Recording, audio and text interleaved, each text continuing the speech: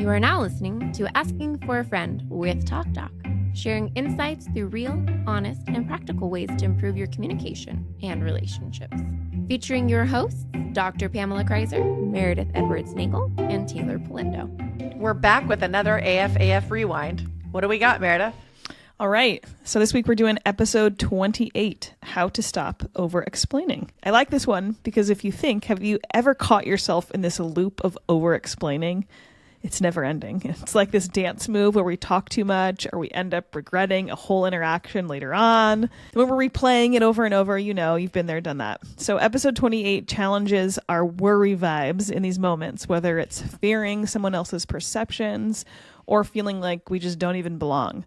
So I love how in this episode we get into these 4 common ways that people, myself included, can muddy their messages, such as repeating over and over, having these false starts, trying to overfill pauses in conversation or unfilled pauses. And these hiccups can really seriously confuse people that we're speaking to and people that are listening to us. So I like this one because we get into some strategies to tackle these communication blunders. And here's where it gets to be this craziness. And we've all kind of been there where we say a message and we modify it and then we modify again and we modify again. And we're like, oh no, I'm still in this sentence. Yeah. Yeah. Would an example of that be I'm telling someone something and I think I can read their mind? Yeah. Instead of actually asking them, are you following along with me? Or does that make sense to you? I just freak out in my head and I keep going to make attempts at saying the same thing 3 times so that I ensure that the listener gets what I'm saying. They don't misunderstand me. Oh, yes. 100%. Oh, okay. Found out where I lie on this dance. Well, the thing that is tough about it is because it's sort of a responsive kind of thing, it's not something that any of us intend to do.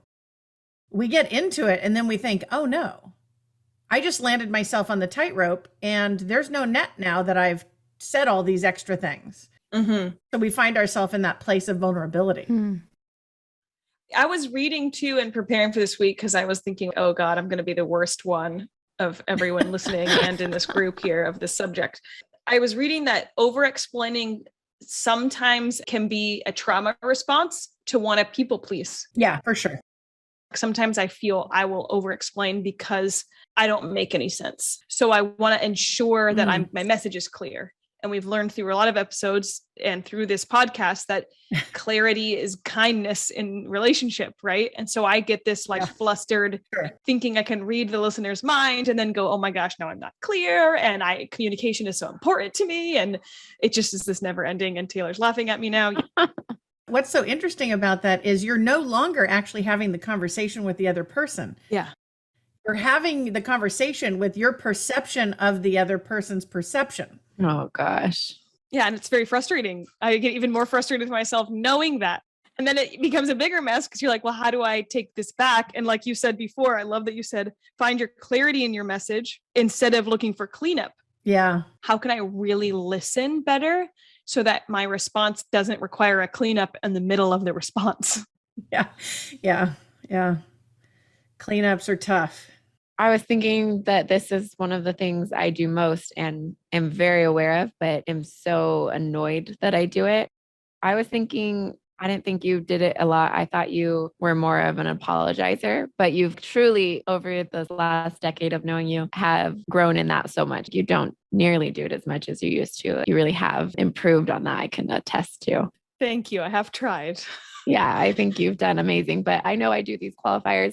I'm constantly digging myself into a hole of trying to show you something and then just saying like, oh, but here's why you shouldn't listen to me because I don't even believe myself, or I'm putting in all these qualifiers that kind of undermine you. Don't you think, or wouldn't you agree? Well, the hedges. Oh, for sure. The biggest. Here, I'll give you some more on the list.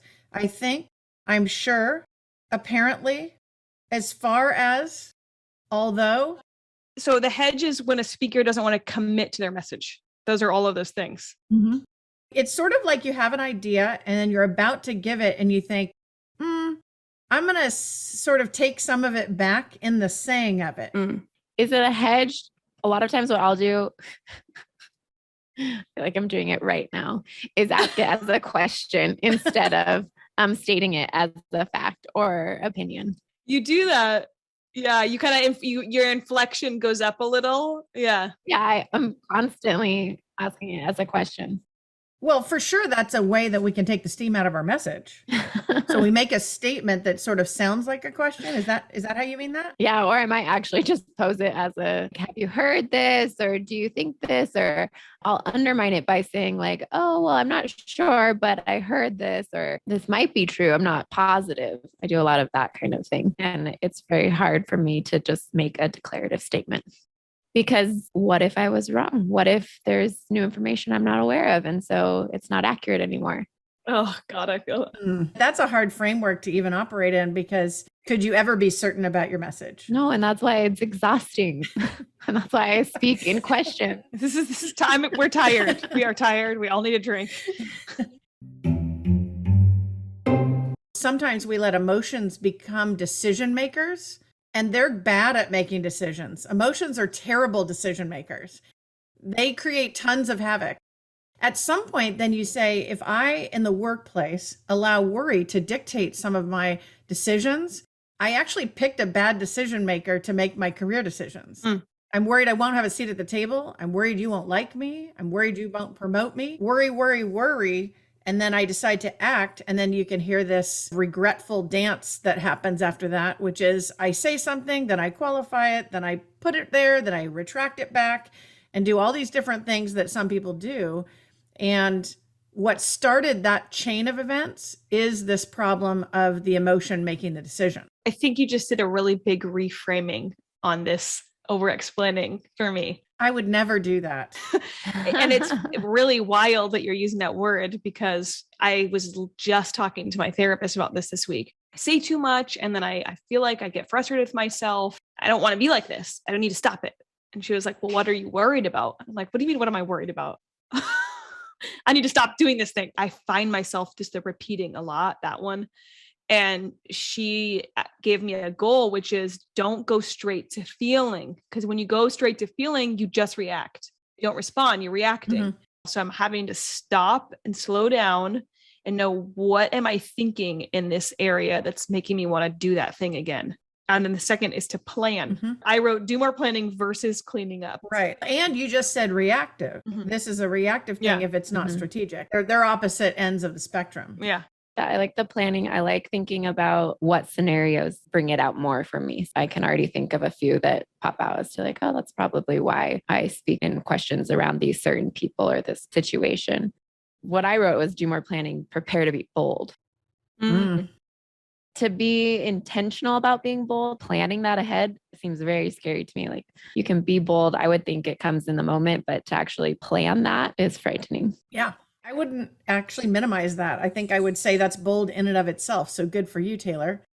But I think in those moments where we choose that message and we're willing to let it sit there without filling the pause, without saying it over and over, without undercutting it or making it modified in some way, that's pretty bold. A lot of the topics we've discussed is to do more communicating, to have better understanding, ask more questions, do perception checks. It's doing more.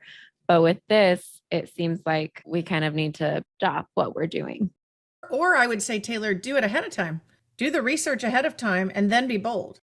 Part of that is understanding when the right time is to ask for the promotion or for the raise. Let's use that as an example. Okay. To say to ourselves, let's do the research so that I don't question it when I ask for it.